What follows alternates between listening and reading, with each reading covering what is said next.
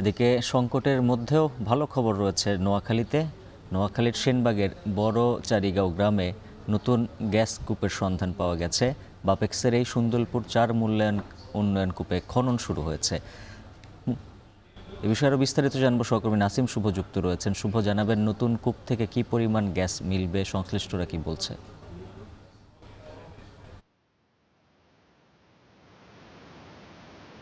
উজ্জ্বল, নোয়াখালীর সেনবাগ উপজেলার যে নবীপুর ইউনিয়নের বড় চারিগাঁও গ্রাম, সেখানে আসলে গতকাল থেকে কিন্তু যে নতুন গ্যাস কূপটি সেটির খনন কাজ শুরু হয়েছে এবং আজ সকাল থেকে কিন্তু পুরোদমে চলছে এর খনন কাজ এবং এটি চলবে কিন্তু আগামী ৪৫ দিন। তারপরে কিন্তু পরবর্তী ১৫ দিন চলবে ডিএসটি পরীক্ষা এবং ওই ডিএসটি পরীক্ষার মাধ্যমে আসলে এই কূপে কি পরিমাণ গ্যাস মজুদ রয়েছে এবং এখান থেকে প্রতিদিন কি পরিমাণ গ্যাস জাতীয় গ্রিডে যুক্ত হবে সেটি সম্পর্কে নিশ্চিত হওয়া যাবে। তবে তার আগে জানিয়ে রাখি, নোয়াখালীর কোম্পানীগঞ্জ এবং কবিরহাট উপজেলায় এর আগেও সন্দলপুর ১, ২ এবং ৩ নং নামে ৩টি গ্যাস কূপ খনন করা হয়েছিল এবং যেগুলোর প্রত্যেকটিতেই কিন্তু গ্যাসের অস্তিত্ব পাওয়া গিয়েছিল এবং সেগুলো থেকে প্রতিদিনই গড়ে জাতীয় গ্রিডে ৮ থেকে ১০ মিলিয়ন ঘনফুট গ্যাস সংযুক্ত করা হয়েছিল, যার মধ্যে কিন্তু সন্দলপুর ১ এর কার্যক্রম বর্তমানে বন্ধ রয়েছে।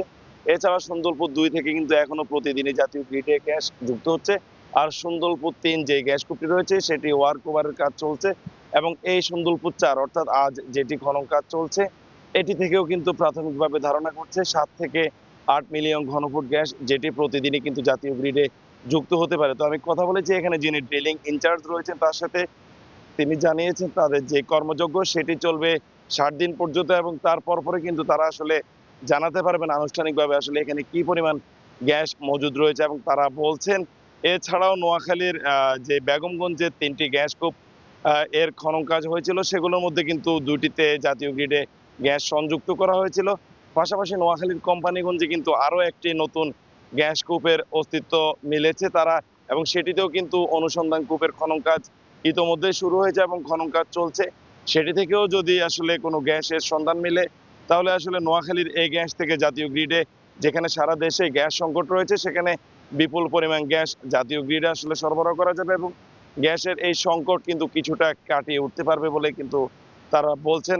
তো বাপেক্স বলছেন এই গ্যাস কূপগুলো খনন আসলে সম্পন্ন করার জন্য তারা ইতিমধ্যে তাদের কাজ চালিয়ে যাচ্ছেন এবং গ্যাস কূপ খনন পরে কিন্তু তারা জাতিকে একটি ভালো সুখবর দিতে পারবেন বলে আশা করছেন।